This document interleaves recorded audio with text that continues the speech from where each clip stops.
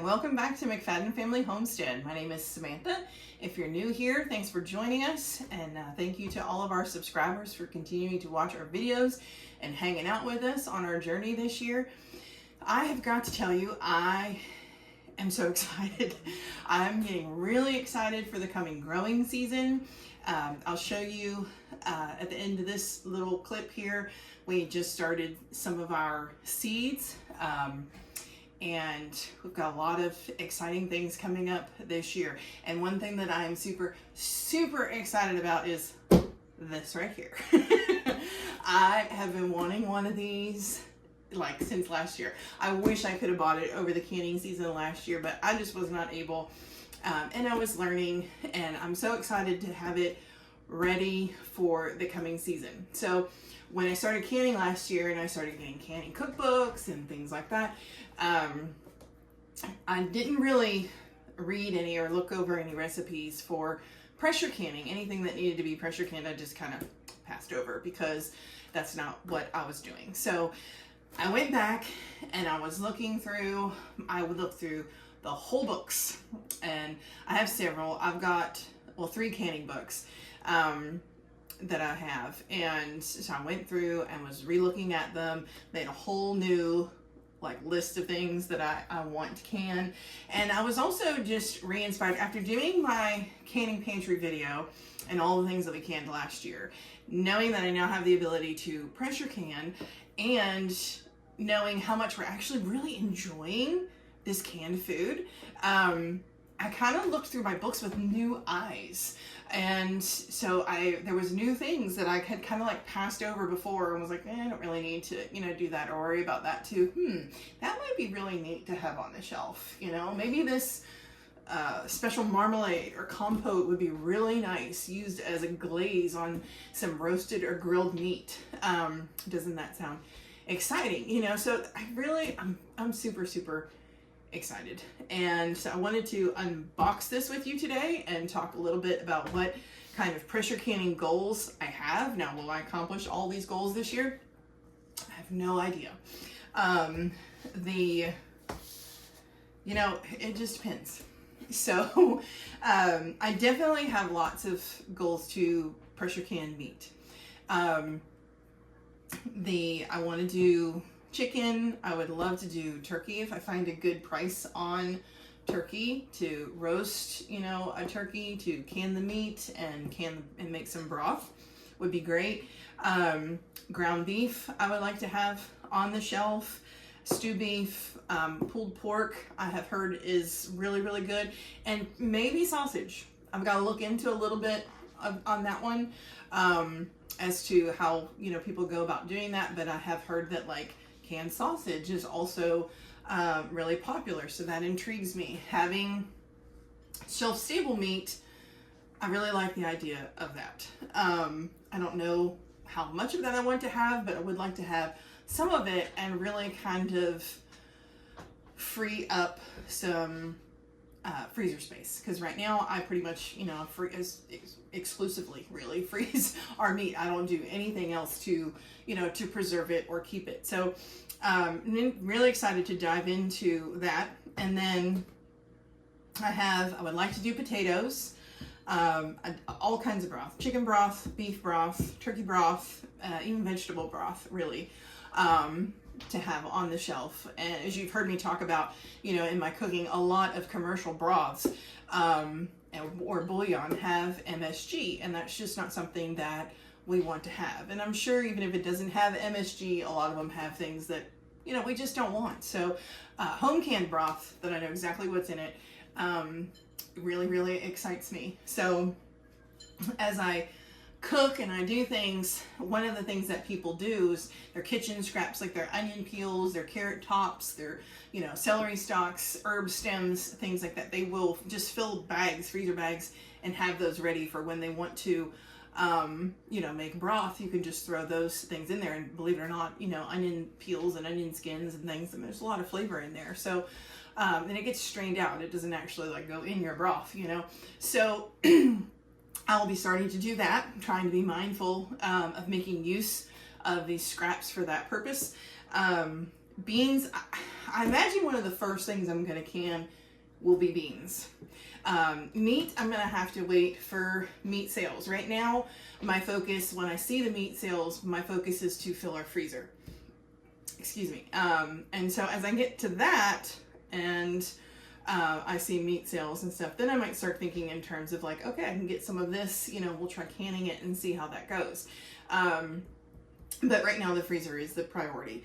But beans is something I think that I would really like to pressure can. I don't need to have like 17 jars of each bean on my shelf because we just don't use them in that kind of capacity, but I would like to have some on there. So that might be one of the first things that we kind of tried to do with the pressure canner. I would like to do home canned baked beans, or pork and beans, or, you know, whatever you want to call it. I've heard good things about that. Little Mountain Ranch, I have not found this in my books yet. I'm going to have to look into this a little bit more, but Chelsea from Little Mountain Ranch, she does like coleslaw mix. She cans like a coleslaw mix. And then when she wants to use it, she pulls that off the shelf. I don't know if she rinses it or not, but she pulls it off the shelf and then she adds mayonnaise to it. And that really intrigues me. Like, for some reason, that sounds good to me. I want to try that. And then hopefully we'll graduate eventually to like meals in a jar, and have some of those things like soups and like beef stew and stuff like that on the shelf. That would be really exciting. So in my, with my new eyes going through my canning cookbooks, I did find some new things. I did find that there is, in fact, a recipe to can chilies, like pimentos or chilies. And I wanted to do 4-ounce jars of green chilies this year as things like our poblano peppers and even our green peppers, you know, come through to have. So I did find a recipe for that in one of my books. It was in my big book. It's like the complete guide. It's the big one to home preservation, the Ball Complete Guide to Home Preservation. So I had, let me see, this is my big, you know, list of lists. So, I have one on here for fruit products of all the things that I want to do, and I added some things as I was going through. So some of my new goals that I would like to do, where the fruit has been so popular with my kids, I thought we would kind of maybe expand on that a little bit and try some new things. So like cinnamon pears canned in apple juice as opposed to like pears just in straight up syrup. Things like that we'll give a try. But we can talk more about like canning goals and stuff in the future. But I did want to talk a little bit about just like what I have planned for the pressure cooking part of this new appliance.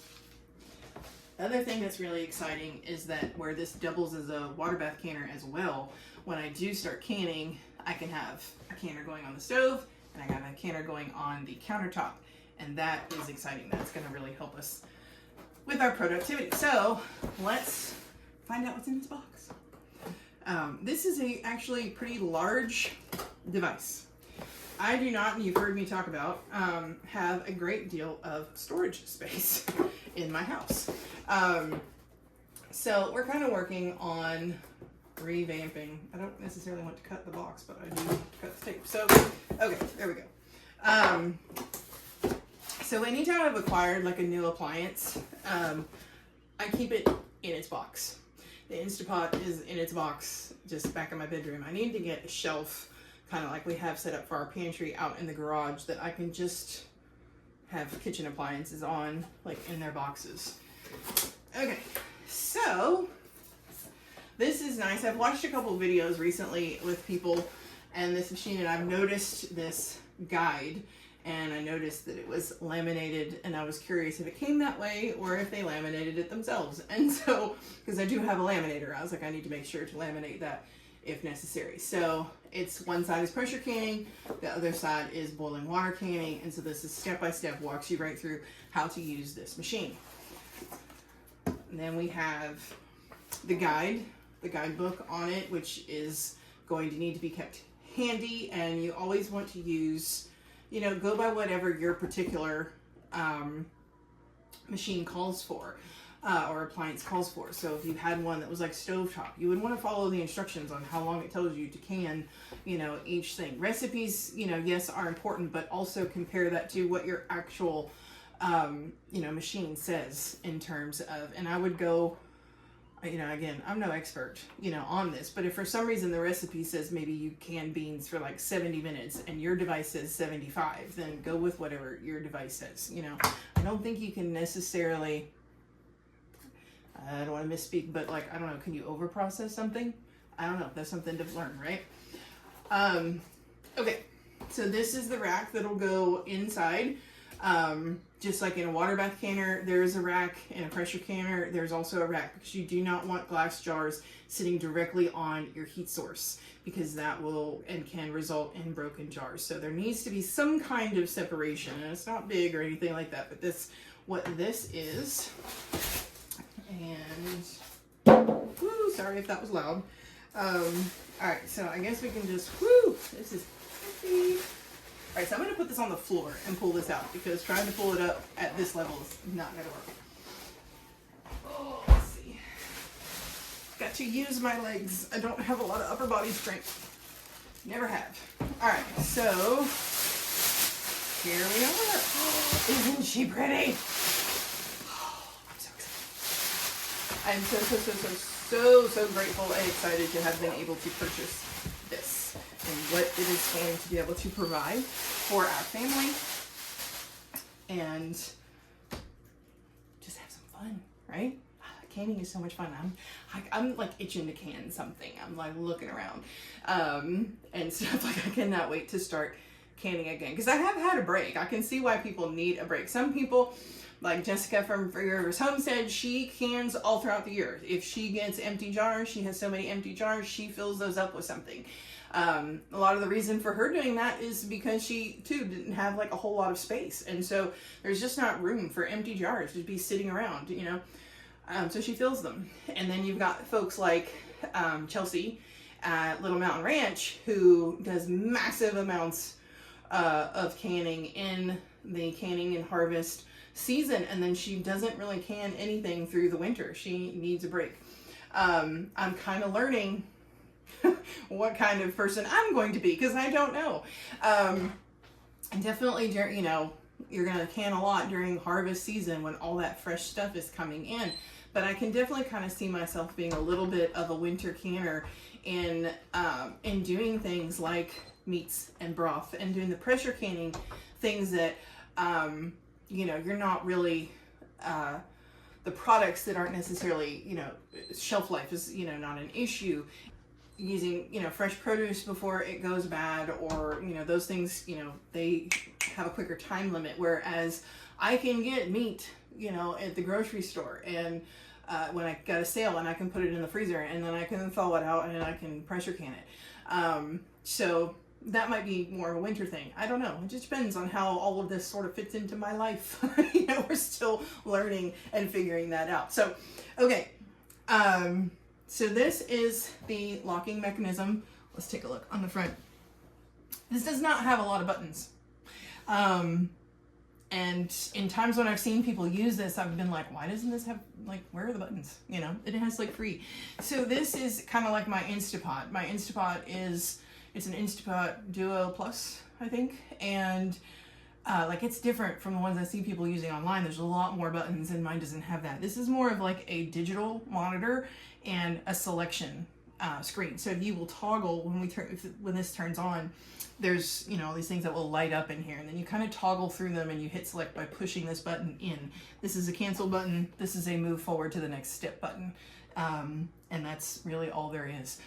So in watching people use this, one of the things that I noticed was a lot of people, so this is where it's locked, and you move it to the side to unlock it, but a lot of people tend to forget that this also has to be lifted up before you take the lid off. And so I've seen a lot of people like unlock it and then try to take the lid off, and it doesn't work that way. So this actually has to be lifted up, and then probably I've got to turn this and take the lid off. So, oh, there are goodies inside. Let's check and see what that's about. This is the regulator. This actually, it's kind of like the little thing if you have a stovetop pressure canner. The little weight or whatever that you put on there for this is different, and it feels like one of the ladies I watch, Grow and Preserve is her channel, and I think her name is Carson, maybe. I just started watching her not too long ago, so I'm not certain of her name, but she was like, it doesn't feel like it comes off, but it in fact does, and you do really kind of have to pull it off of there. So this actually stays off, and it will tell you when to put it on. And stuff, because this will release steam and stuff just like a stovetop pressure canner, and then you'll put this back on during the canning process. So just to show you how to put it back on so we don't lose it, but just to show you that that part does come off. So this is the lid, and I don't know if you can see this, I'm hoping you can. It has instructions, so you install it to put it on, and you move it over in the lock position, and these line up. So put that over there. Okay, so this is the insert that comes in and out, and this works a lot like an Instapot, but it is a pressure canner, and the Instapot is not a pressure canner. So I have no idea what's in here. We'll find out in a second. Just going to take this packaging off. So inside the insert, there's only one line,